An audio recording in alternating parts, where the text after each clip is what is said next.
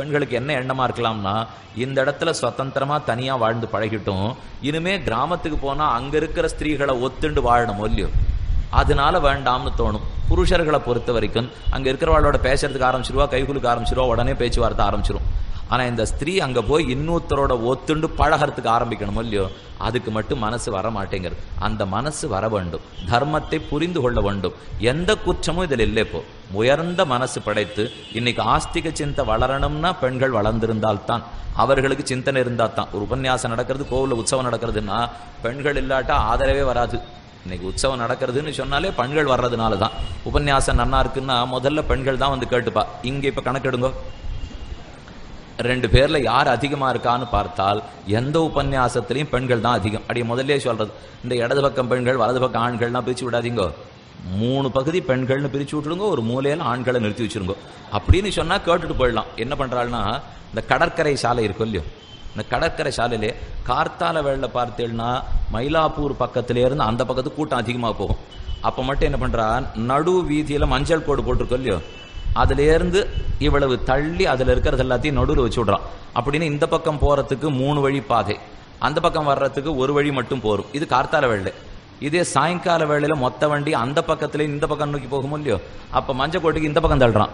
இதை பார்க்கச்சு எல்லாம் தோணும், உபன்யாச கோட்டியில 3 மடங்கு பெண்களுக்கும் 1 மடங்கு ஆண்களுக்கும் தான் இப்படி வச்சுட்டு இருக்கான் போல் இருக்கு. எதுக்காக சொல்ல வந்தேன்னா, இவ வந்து கேட்டுன்னு போயிட்டு அப்புறம் அந்த பர்த்தாவிடத்துல போய் கேட்டு பார்த்தேன், தேவல சுமாரா சொல்றார், நீங்களும் வரலாம் அப்படின்னு சொன்னாத்தானே அடுத்தது இவர்கள் வருவர்கள். ஆக ஸ்திரீகளுக்கு இந்த நல்லெண்ணங்கள்லாம் இரும்பும் போது தர்மத்தை சட்டுன்னு புரிஞ்சு கொள்ளக்கூடிய சக்தி படைத்தவர்கள், சாமர்த்தியம் படைத்தவர்கள். ஒரு ஜனகன் பெண்ணை கல்யாணம் பண்ணி கொடுக்கிறான்னா எத்தனை நம்பிக்கையோட கொடுத்தான். இயம் சீதா மம சுதா சக தர்மச்சரீதவ, என் பெண் தர்மம் தெரிந்து நடப்பாள் ராமா, நீ தர்மத்தை மறந்தாலும் என் பெண் மறக்க விட மாட்டாள் என்று ஒரு தெம்போட ஜனகன் பண்ணி கொடுத்தானோ இல்லையோ, அதை போலத்தான் பெண்களும் புரிந்து கொண்டு நடக்க வேண்டும். ஆக தர்மத்தை மட்டும் ஸ்திரீகள் தெரிஞ்சுனுட்டா தர்ம அர்த்த காமான்னு சேராத 3 சேர்ந்து போகும். இது ரொம்ப ஆச்சரியமான சமாதானத்தை சொல்லுகிறான். அதனால பெண்ணு தான் தர்மத்தை தெரிந்து கொள்ள வேண்டும். ஆண்கள் எப்படியுமே தெரிஞ்சுக்கணும், பெண்ணு நிச்சயமா தெரிஞ்சுக்கணும். தெரிந்து கொண்டதோடு இல்லாமல் வாரத்துக்கு ஒரு தடவையோ மாசத்துக்கு ஒரு தடவையோ கூடி உட்கார்ந்து பகவத் கதையை ஆனந்தமாக 1 மணி நேரமான பேசணும். அப்பதான் நமக்குள்ள ஒரு நெருக்கம் ஏற்படும். பிள்ளைகளோடையும் பெண்களோடையும் கணவன் மனைவிக்குள்ள நெருக்கம் வரணும்னா எதோ பேசுறோம் இல்லையோ, கல்லூரியை பத்தி பேசுறோம், பள்ளிக்கூடத்தை பத்தி பேசுறோம், படிப்பை பத்தி பேசுறோம், தர்மசாஸ்திரத்தை பத்தி ஒரு மணி நேரம் பேசலாமே, அதுலயும் அந்த பிள்ளைக்கு ருச்சி வரும் இல்லையோ, அதை எடுத்து சொல்ல வேண்டியது பெண்ணனுடைய கடமை. அதைத்தான் அன்னம் பகுகுர்வீதான்னு சாஸ்திரம் சொல்லித்து, வருகிற விருந்தாளிகளுடைய வயிறு வாடாமல் பார்த்திருக்க வேண்டியது பெண்ணோட கடமை. இதெல்லாம் சாஸ்திரம் ஸ்திரீகளுக்குன்னு கொடுத்தது. இனி 113வது கேள்வி. அக்ஷயோ நரகா கேன பிராப்யதே பரத ரிஷப, ஹே மனிதர் குலத்திலே மாணிக்கமே, பரத குலத்துதித்த செல்வமே, அக்ஷய நரகம், திரும்பி வாராத நரக்கம் நிச்சயமா ஒருத்தனுக்கு எப்ப கிடைக்கிறது? திரும்பி வராத மோட்சம்னு கேட்கலாம் இல்லையோ, இவன் கேட்கறதே திரும்பி வராத நரகம் எப்போது கிடைக்கிறது அப்படின்னா ஏதோ தோஷம் சொல்ல போறாருன்னு அர்த்தம். ஜாகிரதையா இருப்போம். பிராமணம் ஸ்வயம் ஆகூய யாச்சமானம் அகிஞ்சனம் பశ్చాன் நாஸ்தீதி யோப்ரூயாத் சோக்ஷயம் நரகம் விரஜேத். பெரிய பதில், 3 பதில் சொல். தர்மபுத்திரன் 3 பதில் சொல்ல போகிறார். முதல், பிராமணம் ஸ்வயம் ஆகூய யாச்சமானம் அகிஞ்சனம். அகிஞ்சனம், கைமுதல் ஒண்ணுமில்லாத ஒரு பிராமணனை நானே கூப்பிடுறேன், பிராமணனே இங்க வாரும், உமக்கு ஒண்ணு இல்லாத சிரமப்பட்டு போல் இருக்கே, நான் உமக்கு தானம் தரேன் அப்படின்னு சொல்லி கிட்டக்க கூப்பிட்டுட்டு, பிராமணம் ஸ்வயம் ஆகூய யாச்சமானம் அகிஞ்சனம் பశ్చాன் நாஸ்தீதி யோப்ரூயாத், பிற்பாடு உமக்கு கொடுக்கறதுக்கு ஒண்ணுமில்லை அப்படின்னு ஒருத்தன் ஏமாத்தி விட்டான்னு வச்சுப்போம், அவனுக்கு நிச்சயம் நரகத்திலே ஸ்தானம் உண்டு. பிராமணனை கொடுக்கிறேன்னு ஆசை காட்டி கூட்டுட்டு அவன் ஒண்ணுமில்லாதவன்னு தெரிஞ்சுட்டு ஏமாத்துக்கிறோம் இல்லையோ, அப்ப நரகத்திலே வாசம் கட்டும். அடுத்து, வேதேஷு தர்மசாஸ்திரேஷு மித்யாயோவை த்விஜாதிஷு தேவேஷு பித்ருதர்மேஷு சஹா அக்ஷயம் நரகம் விரஜேத். வேதேஷு வேத விஷயத்தில், தர்மசாஸ்திரேஷு தர்மசாஸ்திரத்தில், த்விஜாதிஷு பிராமணனிடத்தில், தேவேஷு தேவர்கள் விதத்தில், பித்ருதர்மேஷு பிதற்களை பத்தின தர்மத்திடத்தே யாரொருத்தன் பொய் பேசுகிறானோ அவனுக்கு நிச்சயம் நரகம் கிடைக்கும். பிராமணனிடத்தே வேதத்தை பற்றி அதை பற்றியும் இதெல்லாம் யார் பொய் பேசுகிறார்களோ, வேதத்தை பத்தி தர்மசாஸ்திரத்தை பத்தி பிராமணனிடத்தில், தேவர்களை பத்தி பிதற்களை பற்றி இதை பத்தி யாரொருத்தன் பொய் சொன்னாலும் அவன் நிச்சயம் நரகத்துக்கு போகிறான். மூணாவது சொல்றார், வித்யமானே தனே லோபாது தானபோக விவர்ஜிதா. தனே வித்யமானே, கையில் தனம் இருக்கும் போது, கையில பணம் இருக்கு, இல்லாவிட்டா கொடுக்கணும்னு கூட சொல்லலை, கையில பணம் இருக்கு, வித்யமானே தனே லோபாது, ஆனா பேராசையாலே தானபோக வர்ஜிதா, ஒருத்தன் தானம் கொடுக்கறதுக்கே தெரிஞ்சுக்கலே. இதை கீழே ஒரு நாள் சொன்னேன். நம்முடைய சனாதன தர்மம் இந்த வைதிக மதத்துல தான் சில பேர் மட்டும்தான் கொடுக்கணும்னு வச்சுட்டு இருக்கோம். அதே வேற மதம்லாம் இருக்கும் இல்லையோ, 2000 வருஷமா இருக்கிற மதம், 1500 வருஷமா இருக்கிற மதம்லாம் நிறைய வாசல் இருக்கே. அந்த மதங்கள் எல்லாம் 10 ரூபா சம்பாதிக்கிறவர் கூட 8 அணா கொடுப்பார், லட்ச ரூபா சம்பாதிக்கிறவர் 5000 ரூபாய் கொடுப்பார். யார் எவ்வளவு குறைச்சலா சம்பாதித்தாலும் ஒரு 10 காசு தேவாலயத்துக்குன்னு அப்படின்னு எடுத்து வைப்பார்கள். அந்த தேவாலயத்துக்கு வைக்கிறாளே தவிர நம்ம தேவாலயத்துக்கு ஒத்துருமே வைக்கிறது இல்லை. வேண்டாம், கோவிலுக்கு கொடுக்கணும்னு கூட சொல்ல வரல. எத்தனை ஏழை எளிய மக்கள் துன்பப்படுகிறார்கள். இப்ப பெருமாளுக்கு கொண்டு போய் குடங்குடமா பாலபிஷேகம் பண்ணிட்டு இருப்போம். அவர் கேட்டாரா? இப்ப நான் சொல்றது நாஸ்திகத்தை போல தோணும், ஆனா உண்மையில யோசிச்சு பார்த்தா பெருமாளுக்கு குடங்குடமா இளநீர் அவர் கேட்டாரா, பால் அவர் கேட்டாரா? ஒத்தரும் கேட்கல. அந்த பாலை கொண்டு போய் இல்லாத பிள்ளைகளுக்கு கொடுத்தோம்னா பெருமான் பகு திருப்தி அடைகிறான். எனக்கு சரீரத்தை போல இருக்கிற குழந்தைகளுக்கு கொடுக்கறத விட்டுட்டு அவருடைய விக்கிரகத்துல திரும்ப திரும்ப பால் சேர்த்து பிரயோஜனம் இல்லை. சாஸ்திரம் பாலபிஷேகம் பண்ணு, தயிர் அபிஷேகம் பண்ணுன்னா இவ்வளவு பண்ணா பொறுமை தவிர அதுக்குன்னு குடங்குடமா அவரை நினைக்கணும்னு ஆரான்னு சொல்லார்களா? இது வேற சொல்லுவார்கள். எத்தனைக்கெத்தனை பெருமாளை குளிர குளிர குளிப்பாட்டுகிறோமோ அத்தனைக்கெத்தனை கொடுப்பர், தரவே மாட்டார். கன்னத்தில் கொடுக்கலாம். அவர் கொடுப்பர்னா எதுல கொடுப்பர்? நம்ம குளிர்விக்கிறதுக்கு ஒரே வழி, பெருமான குளிர்விக்க வழி வர்ணாசிரம தர்மத்தை அனுஷ்டித்தல். என் ஆசிரம தர்மத்தை அனுஷ்டித்தா தான் பெருமாள் குளிர்விக்கிறாரே தவிர நம்ம குளிர குளிர கொடுப்பார்னா குளிரும் நினைச்சுட்டு இருக்கோம். யோசிச்சு பாருங்க, நமக்கு ரொம்ப சூடா இருக்கு, இப்ப வெயில் காலம் இல்லையோ, அதனால சூடு அதிகமா இருக்கு. இந்த சூடு அதிகமா இருக்கேங்கிறதுக்காக சட்டுன்னு சில்லுன்னு சில பானங்களை சாப்பிடுவோம் இல்லையோ, சில்லுன்னு சாப்பிட்டதுக்காகலாம் சூடு குறையவே குறையாது. இன்னும் கேட்டா பால் சாப்பிட்டா சூடு குறையும், வெது வெதுப்பாக நெய்ய சாப்பிட்டோம்னா சூடு குறையும். நமக்கு பார்க்கச்சே பாலை சூடா சாப்பிட்டா அதுவே சூடா இருக்குன்னு, அந்த சூடான பாலை சாப்பிட்டா தான் சூடு குறையும். அதே போல பெருமானுக்கு நாம நிறைய குளிர்விக்கிறதுனால அவர் குளிர மாட்டார். நாம வெப்பத்தோட தர்மசாஸ்திரத்தை அனுஷ்டித்தால் தான் பெருமான் குளிர்கிறான். ஆனாலே கண்ட கண்டதை நினைச்சுட்டு நாம பண்றதை காட்டிலும் இருப்பதை கொடுப்பதற்கு தெரிந்து கொள்ள வேண்டும். பல பேர் இருப்பார்கள், நன்னா சம்பாதிச்சுதான் இருப்பா. சம்பாதிப்பவர்கள் துளியாவது பெறத்தியாரு கொடுக்கணும் இல்லையோ. சில பேர் நினைவு வாங்கிக்கிறதுக்கு தான் நான் இருக்கேன், கொடுக்கறதுக்கு எனக்கு சம்பந்தமே இல்லைன்னுடுவார்கள். ஆனா இவர்கள் செலவழிக்கிறத பார்த்தா என்னென்னமோ செலவழிச்சுட்டு இருப்பா. ஆனா வாழ்க்கை முழுக்க இல்ல பாட்டு பாடியே கழிச்சிருவார்கள். முதல்ல குறைந்து கொள்ளுவதே கூடாது. எனக்கு இது இல்லை, அது இல்லை, அது இல்லை, இது இல்லை, இது படிப்பு, அது படிப்பு எத்தான்னு சொல்லிட்டு இருந்தா குறைஞ்சுட்டே இருந்தோம்னா பெருமாள் குறைச்சே விட்டுடுவார். நிறைவாக இருக்கோம்னு சொல்லி கொண்டால் தான் நம்மை நிறைக்கிறான் எம்பெருமான். ஆக 113 எது நிச்சயமா நரகத்தை பெற்றுக் கொடுக்கும்? இந்த 3 தான். ஆக வித்யமானே தனே லோபாத் தானபோக விவர்ஜிதா, கொடுப்பதில் ஆசையற்று, பச்சான் நாஸ்தீதி யோப்ரூயாத் சோக்ஷயம் நரகம் விரஜேத், யாரொருத்தன் பின்னாடி இல்லேன்னு சொல்லிட்டானோ அவன் நரகத்தை அடைகிறான். இன்னும் 114வது கேள்வி நம்ம பத்தி கேட்டிருக்கார். எல்லா பிராமணர்களை பத்தியும் கேள்வி பார்த்து கேட்கிறான்.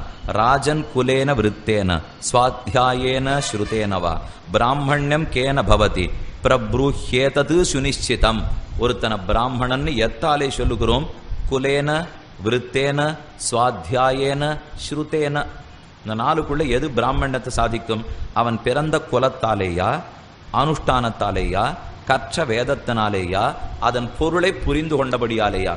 இந்த 4த்துக்குள்ள ஒருத்தன் எப்போது பிராமணன் கொண்டாடப்படுகிறான்? தர்மபுத்திரன் பெரிய பதில். கேள்வி ஏற்கனவே ஒரு வரினா ஒரு பதில் சொல்லிட்டாரோ இல்லையோ, இப்ப 2 வரி கேள்விக்கு 8 வரி பதில். வேற வேற இவர் உபன்யாசம் பண்ண ஆரம்பிச்சிட்டார். இத்தனை நாளி கேட்ட கேள்வி எல்லாம் வேற மாதிரி பரீட்சை, இப்ப கேள்வி வேற மாதிரி பரீட்சை. பரீட்சையை 2 விதம் வைக்கிறாளோ இல்லையோ, பரீட்சை கேள்வியை கொடுப்பா, அது கீழே 1 2 3 4 போட்டிருக்கோம். ஒன்னே அப்படி கருப்பால எழுதினா போரும். அப்படின்னா அதுக்கு ஒரு கேள்வின்னு பேர். லோகத்திலேயே 2 வகை உண்டு. ஒன்னும் கேள்விக்கு பக்கம் பக்கமா பதில் எழுதுறது, அது வேற கேள்வி. இப்ப அப்படிலாம் இல்லை. எங்க நுழைவு தேர்வு வச்சாலும் ஒரு கேள்வியை போட்டு கீழே 1 2 3 4 தட்டினா போரும். அந்த காகிதத்தையும் சேர்த்து அவளே வேண்டுபடுறா, அத்தையும் நாம எடுத்துட்டே வர வேண்டாம். இத்தனை நாள் கேட்ட கேள்விலாம் அப்படி. ஆனா இனிமே கேட்ட கேள்வி நஜ பரீட்சை, இது பக்கம் பக்கமா எழுதணும், அப்பதான் நிறைய மதிப்பெண்ணே கிடைக்கும். அதனால தர்மபுத்திரன் பதில் சொல்றார். அதாவது ஸ்ருணு யக்ஷகுலம் தாத்த ந ஸ்வாத்தியாயோ நச்ச ஸ்ருதம். வேதாத்தியனம் பண்ணினது பிராமணத்தை கொடுக்காது, அதன் அர்த்தத்தை தெரிந்து கொண்டதும் பிராமணத்தை கொடுக்காது. காரணம் ஹி த்விஜத்வேஜ விருத்தமேவ ந சம்சய. அனுஷ்டானந்தான் பிராமணத்தை கொடுக்கும். ஒருத்தன் எப்படி தன்னை நன்னடத்தை படைத்தவனாக நடத்தி கொள்ளுகிறானோ அவன்தான் பிராமணன். கற்றதனால் ஆய பயன். நாம் உன்னை கற்றுட்டோம்னு சொன்னால் அதன்படி ஒழுகி நடக்க வேண்டும் இல்லையோ. கற்க கசடர கற்பவை கற்றவன் நிற்க அதற்கு தக. கற்றல் முதல் பகுதி. கற்றபின் நிற்க வேண்டும் இல்லையோ. கற்றதற்போலே அனுஷ்டானம் இருக்க வேண்டுமே. பாண்டித்யம் தர்மவர்ஜிதம் சுனப்பூச்சம் விவாவர்த்தம். ஒருத்தர் எழுதி வைத்தார், ஒருத்தர் நல்ல பண்டிதனா இருக்கார், ஆனா அனுஷ்டானமே இல்லை. அப்படின்னா அது எப்படி தெரியுமோ, நாய்வால போலே வியர்த்தம் அப்படின்னு சொன்னார் ஒருத்தர். நாய்வால் எதுக்குமே பிரயோஜனப்படாது. அது மேலேயே நிமிர்ந்துட்டு இருக்கு. குச்சமாட்டம் புச்சம் இருக்காது. அது பசுமாட்டு வாலாட்டம் இருந்ததுன்னா மர்மஸ்தானத்தை மறைக்கும், இல்லை ஈ எறும்ப ஓட்டும். இந்த ரெண்டு பிரயோஜனமே நாய்வாலுக்கு இல்லை. அதுவோ மேலே மடிஞ்சுட்டு இருக்கு, மர்மஸ்தானத்தை மறைக்காது. அது ஈ முதலானவர்களை ஓட்டாது, ஏன்னா குச்சமாட்டம் இல்லை. அப்ப நாய்பால் வியர்த்தமா இருக்கும் இல்லையோ. அதே போல ஒருத்த நன்னா படிச்சுட்டு அனுஷ்டானமே இல்லாதிருந்தா நாய்வாலை போல வியர்த்தம்னார். கேட்டுந்தான் சிஷ்யன்.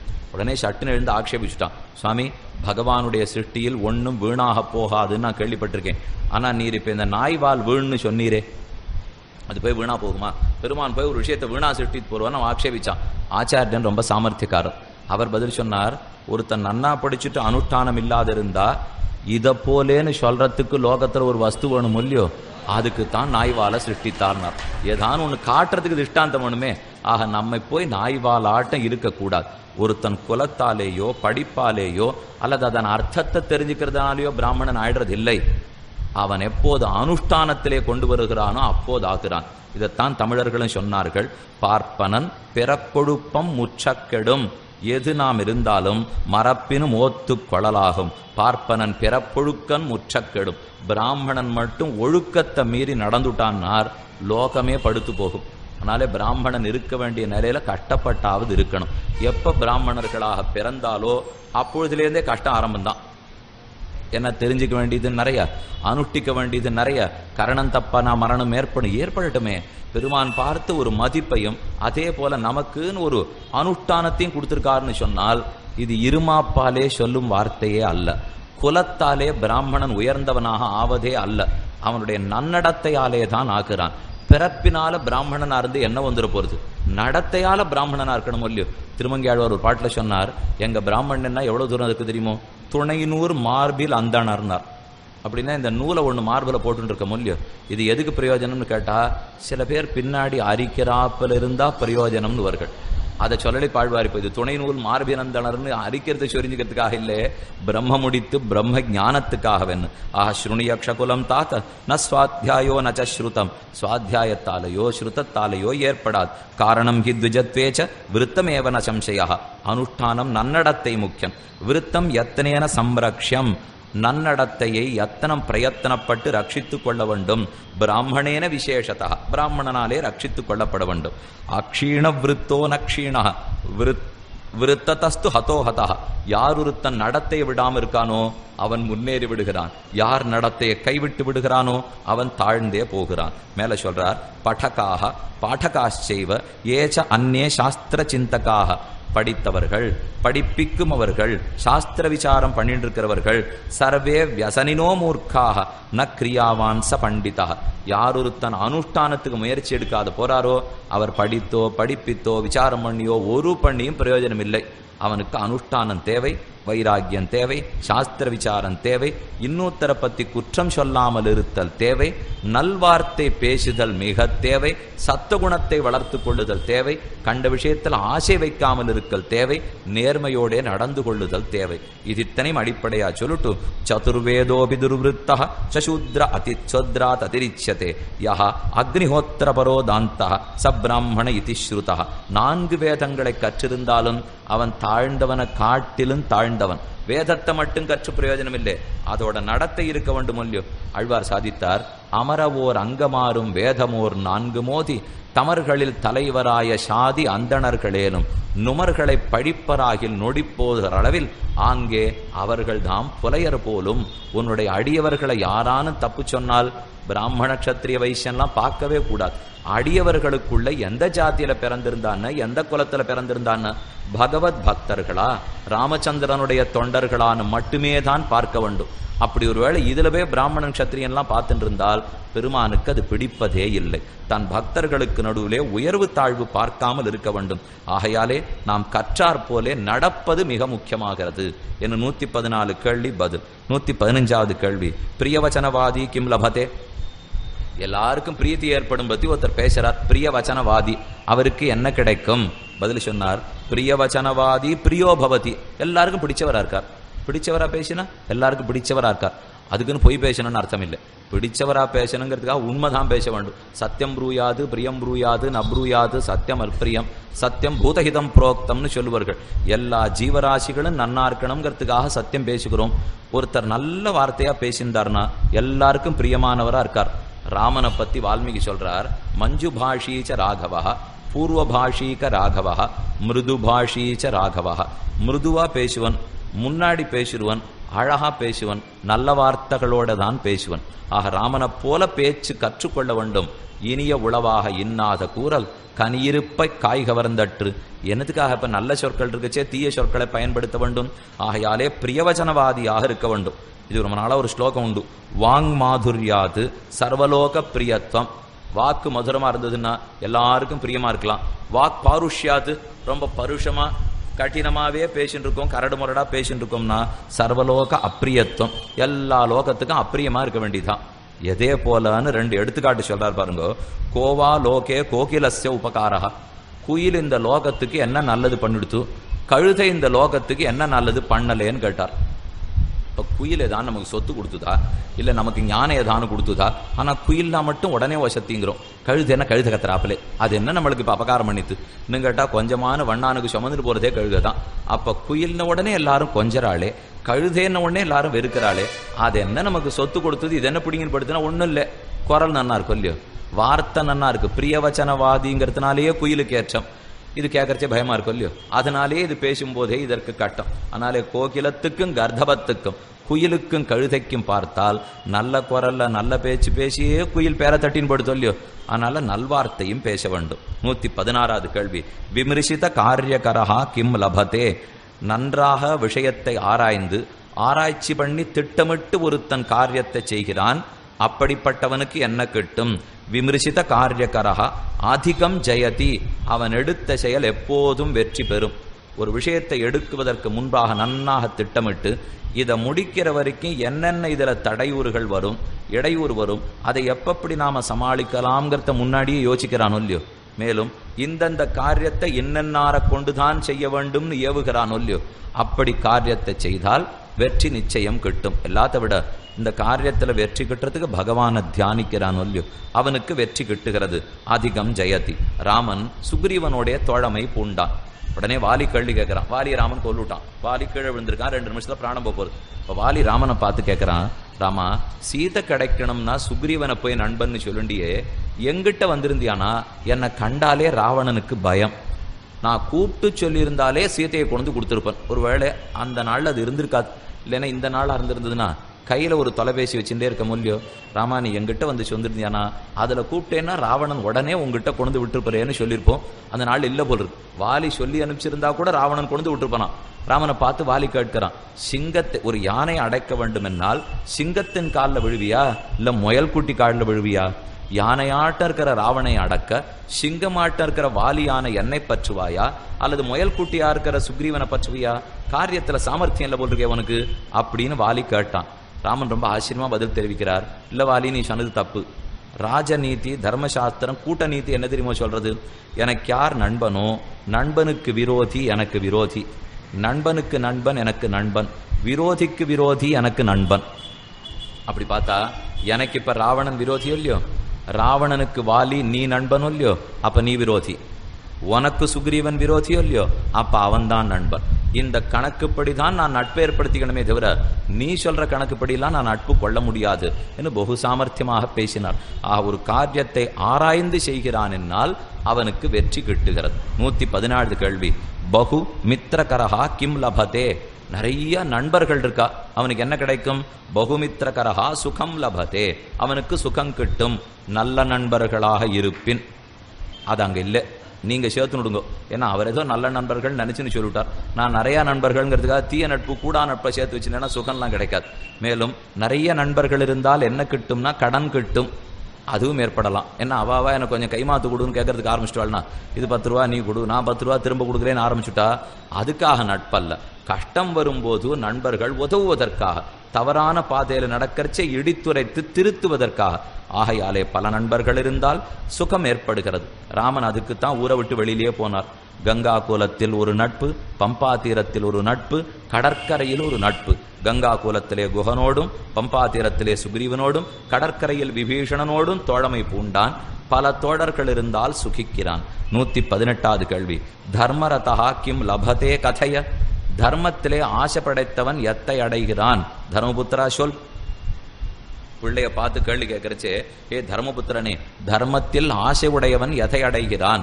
இத்தனை நாள் யோசிச்சுட்டு இருக்கிற தர்மபுத்திரன் என்ன சொல்லியிருக்கணும்? நான் தான் தர்மத்தில் ஆசை உடையவன். அவனுக்கே தெரியுமோ இல்லையோ?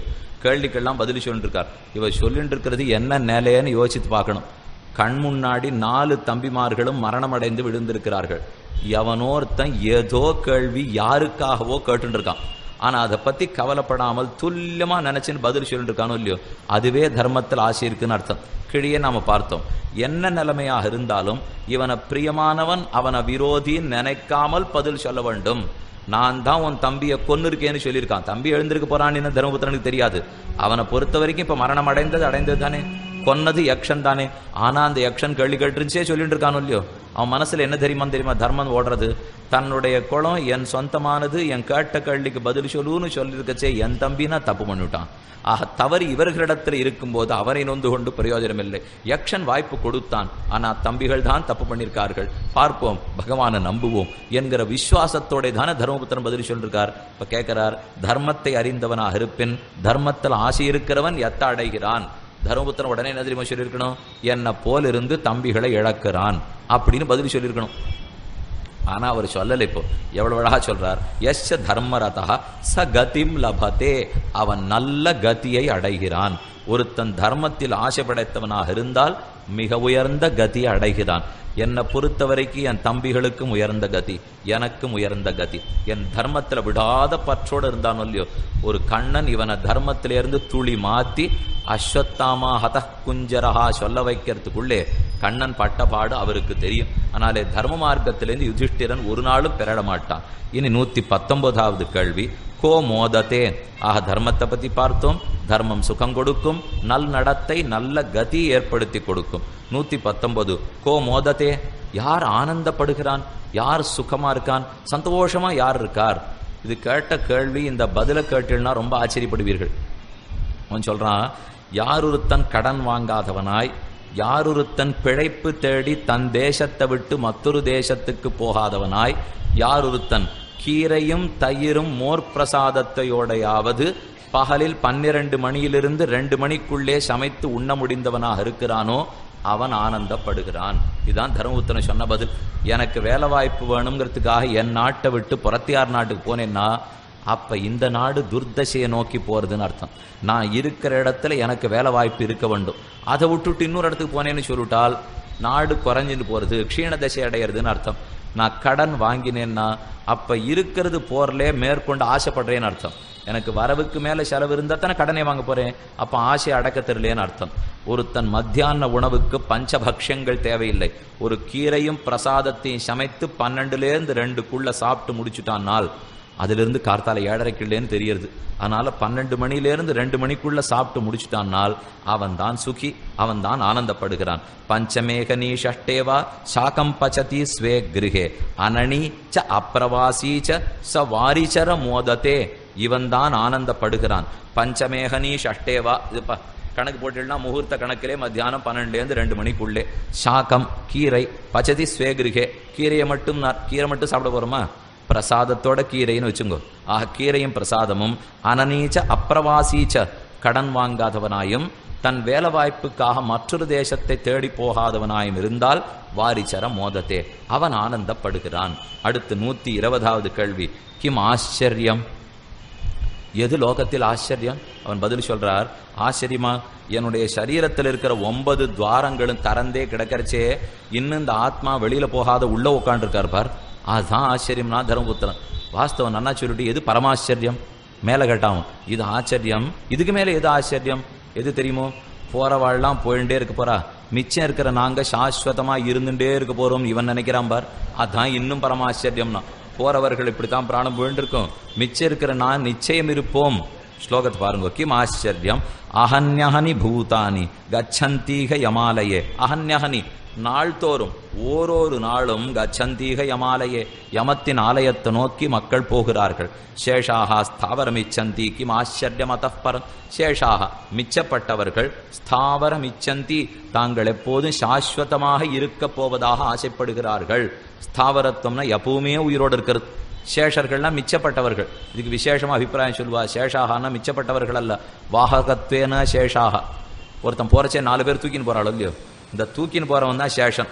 அவன் நினைக்கிறானா இப்படியே நிறைய பேர் போயிட்டே இருக்க போறா, நாம இப்படியே தூக்கிண்டே போய் சம்பாதிச்சு வீடு கட்டிட்டு போறோம்னு நினைக்கிறானோ இல்லையோ, அவனும் கூட ஸ்தாவரத்துவத்தை ஆசைப்படுகிறான். ஒரு ஸ்மசானத்துக்கு போறோம், அங்க வேலை செய்யறதுக்கு ஆள் இருக்காளோ இல்லையோ, அவர் என்ன தெரியுமோ கணக்கு போடுவர், இன்னைக்கு இத்தனை உயிரற்ற உடல்கள் வந்தால் இத்தனை காசு கிடைக்கும், இதை வைத்துக்கொண்டு நான் இப்படி குடும்பம் நடத்த வேண்டும், நான் ஒரு இடத்துல வீடு வாங்கணும், நான் ஒரு இடத்துல நிலபலம் வாங்கணும்னு போறவனை வச்சேவும் கணக்கு போடுறதுக்கு ஆள் இருக்கோ இல்லையோ, அவனுக்கு என்ன தோன்றதுன்னா இந்த மாதிரி நிறைய பேர் போயிட்டு இருக்க போறா, நான் வீடு கட்ட போறேன். ஆக யாராக இருந்தாலும் சாஸ்வதம்னு பிரமிக்கிறான் இல்லையோ, அதுதான் ஆச்சரியம்னு சொன்னார். அஹன்யஹனி பூதானி கச்சந்தீக யமாலயே சேஷாக ஸ்தாவரமிச்சந்தி கிம் ஆச்சரியம் அத்தப்பரம். தொண்டடிப்புடியாழ்வார் சாதித்தார். மரம் சுவர் மதிலெடுத்து மறுமைக்கே வெறும பூண்டு புறம் சுவர் ஓட்டமாடம் பொருளும் போது அறியமாட்டீர் அறம் சுவர் ஆகி நின்ன அரங்கனார் காட்செய்யாதே புறம் சுவர் கோலம் செய்து புல்கவ்வ கிடக்கு நீரே. ஏ பகவன், மரம் சுவர் மதிலெடுத்து மறுமைக்கே வெறும பூண்டு. இந்த சரீரம்ங்கிறது ஓட்டமாடம். அப்படின்னா முதல்ல பிறந்த நாள்லேருந்து ஒரு 30-40 வயசு வரைக்கும் ஒன்றும் உடம்பே வரலேன்னு வச்சுங்க, வியாதியே இல்லைன்னா அது வரைக்கும் நன்னா இருக்கும். முதல் வியாதி எப்போ வந்ததோ அதுலேருந்து வாரத்துக்கு ஒரு தடவை வைத்தியர் வீட்டுக்கு போயிட்டே இருக்க வேண்டியதுதான். வராத வரைக்கும் நன்னா இருக்கும். இன்னைக்கு இருக்கிற பொருட்கள்லாம் வாங்குற மூல்யம். முன்னாடிலாம் எந்த பொருளை வாங்கினாலும் இப்போ கடிகாரம் வாங்கினா 20 வருஷம் ஓடும். பேனா எழுதுறதுக்கு வாங்கினா அது என்னவோ ஏதோ 10 வருஷமானு வச்சுன்னு எழுதுவா. ஆனால் இப்போ பண்ணுற பொருட்களை ஒரு தரம் உபயோகப்படுத்தி விட்டு தூக்கி போடவும் அப்படின்னு தான் பொருளே இப்போ பண்ணுறான். இது மேற்கத்திய கலாச்சாரத்திலே வச்சுன்னு பார்க்கறதே அவளுக்கு தெரியாது. எதுவாக இருந்தாலும் மாற்றிடுவார்கள், எதுவாக இருந்தாலும் அத்தையும் மாற்றி விடுறார்களோ இல்லையோ. ஆகையாலே இதை மாத்துறதுங்கிறதே மேல்நாட்டினுடைய கலாச்சாரம். அதன்படி பார்த்தோம்னா அடிக்கடி புதுசா நாம தயார் பண்றோம், புதுசா பண்ணி பார்க்கிறோம். இருக்கிறது வச்சுட்டு நாம பார்க்கறதே கிடையாது. அது சொன்னார், இந்த உடம்புலேயும் முதல் நாள் நன்னா இருக்கு, 30 வருஷம் நன்னா இருக்கு, 40 வருஷம் நன்னா இருக்கு. முதல் தரவு மட்டும் ஏதான ஒரு துவாரம் விழுந்துருத்து, ஏதான இந்த ஓட்டமாட கஷ்டம் வந்துருத்துன்னா அன்னியிலேருந்து வைத்தியர் வீட்டுக்கு போயிட்டே இருக்க வேண்டியதான். அதைத்தான் புறம் சிவர் ஓட்டமாடம் பொருளும் போது அறிய மாட்டீர். ஒரு பொருள் வாங்குறோம், முதல் தரம் கெட்டு போச்சுன்னா பழுது பார்க்கறதுக்கெல்லாம் இப்போ ஆளே இல்லை. சாமி புதுசே விலை குறைச்சல்னு விடுறான். நீங்கள் போனீங்கன்னா இதை பழுது பார்க்கறதுக்கு ஆற காசை காட்டிலும் இதை புதுசாக வாங்கினாலே குறைச்சல் தூக்கி போட்டுடுங்கண்ணா. கடைசியில் இந்த சரீரமும் அப்படித்தான். முன்னாடிலாம் 50-60 வயசு ஆச்சுன்னா ஒரு தரம் போய் மொத்தம் பரீட்சை பண்ணிவிடுங்கோ, வைத்தியர் இடத்துல போய் ஒழுங்காக இருக்கான்னு பார்த்துன்னு வாங்கோன்னா. அதெல்லாம் 50 போராது, 40க்கே வந்தது, 30க்கே வந்தது. இன்னைக்கு சக்கரை வியாதி 10 வயசுக்கு இருக்கான், நெஞ்சு வியாதி 8 வயசுக்கு வந்துடுறதான். 10 வயசுக்கு பிள்ளையா இருந்தால் உடனே வைத்தியர் இடத்துல போங்கோங்கிறான். ஆழ்வார் பார்த்தார், இதான் புறம் சிவோட ஓட்டை மாடம் போல் இருக்கு. ஓட்ட மாடம்னா ஒரு இடத்துல உடஞ்சுதேன்னு ஒட்டு போட்டா இன்னொரு இடத்துல உடையும். இந்த வீடு இந்த இடத்துல ஒழுகிறதேன்னு இங்கே ஒட்டு போட்டா இன்னொரு இடத்துல ஒழுகும். நாம வேஷ்டி கட்டின்னு இருக்கோம் இல்லையோ, இந்த வேஷ்டி கொஞ்ச நாள் வரைக்கும் உழைக்கும். முன்னாடி வேஷ்டிலாம் 10 வருஷத்துக்கு நன்னா இருக்கும். பிளந்துகுரி வாங்குறோம், குண்டஞ்சி வேஷ்டி வாங்குறோம்னா நன்னாவே இருக்கும். 16 வேஷ்டி வாங்கி கட்டிட்டோம்னா இப்போ இது கொஞ்ச நாள் கட்டிக்கிறதுக்குள்ள நஞ்சு போக ஆரம்பிச்சுடுறது. ஒரே மெலிசா இருக்கு, ஒரு இடத்துல கிழியும். கிழிஞ்சதுங்கிறது இங்கே ஓட்டு போட்டால் இங்கே கிழியும், இங்கே ஓட்டு போட்டேன்னா இங்கே கிழியும். இதை விட தூக்கி போட்டு வேற வேட்டி வாங்கிடலான்னு தோணும். சொல்றச்சவே நமக்கு உடனே ஞாபகம் வரும், ஓ இதைத்தான் கண்ணனே கீதையில சொன்னார் போல் இருக்கு. எதுன்னுட்டு யாரொருத்தன் இந்த சரீரத்தில் இருக்கிற வேஷ்டி ரொம்ப நஞ்சு படுத்துனா தூக்கி போடுறானோ இல்லையோ, யதா ஜீர்ணானி விகாய நரோபராணி, ஜீரணமான சரீரத்தை ஆத்மா தூக்கி போட்டு விட்டு வாங்கி கொள்ளுகிறார். புறம் சிவர் ஓட்டமாடம் பொருளும் போது அறிய மாட்டீர். இந்த சரீரம் எப்ப குப்புற கீழே விழும்னு மட்டும் ஒருத்தருக்கும் தெரியாது. பிறந்த காலமும் தெரியாது, புறப்பட்டு போக போற காலமும் தெரியாது. ஆனா போறோங்கிறது மட்டும் எல்லாருக்கும் தெரியும். இப்ப யாருக்கானும் போக போறோங்கிறது தெரியாதா சொல்லுங்க? நிச்சயம் தெரியும். என்னைக்குன்னு கேட்டா, சுவாமி அது தெரியாததுதான் வாழ்க்கையில ரசனையே, நீர் அதை வேற சொல்லி கொடுத்துட வேண்டாம். போ இது நாம பிறக்கிறச்சேவே குழந்தைகளுக்கெல்லாம் இந்த கழுத்தில் ஒன்று கட்டி விடுவா. ஆஸ்பத்திரியில் குழந்தை பிறக்கும், அது ஞான படுக்க மாறிவிடக்கூடாது, இந்த தாயினுடைய குழந்தை இதுன்னு தெரியணுங்கிறதுக்காக இங்கே ஒரு நாய்ப்பட்டை கட்டி விடுறாளோ இல்லையோ, அதை கட்டிவிட்டு அதில் இந்த குழந்தை பேரே வைக்கலையே, 11ஆம் நாள்னா பேர் வைக்கணும், அதனால ஒரு எண்ணிக்கை போட்டு இந்த தாய்க்கு இந்த குழந்தைன்னு போடுவா. அதே போல பெருமானும் கர்ப்பத்திலேருந்து நாம வெளியில வரச்சே நம்ம கழுத்துல ஒண்ணு கட்டி இதுதான் உனக்கு கடைசி நாள் அப்படின்னு பிறக்கச்சேவே எழுதி அனுப்ப ஆரம்பிச்சார்னு வச்சுங்கோ, எல்லாரும் பக்தனாயிடுவா. அதுக்கப்புறம் கவலையை வைத்தியர் வீட்டுக்கே போகவே மாட்டோம். ஏன் வைத்தியர் வீட்டுக்கு போறோம்னா உடம்பு வரச்சேவே இது எங்க கொண்டு போய் விட்டுடுமோங்கிற பயத்துல போறோம்.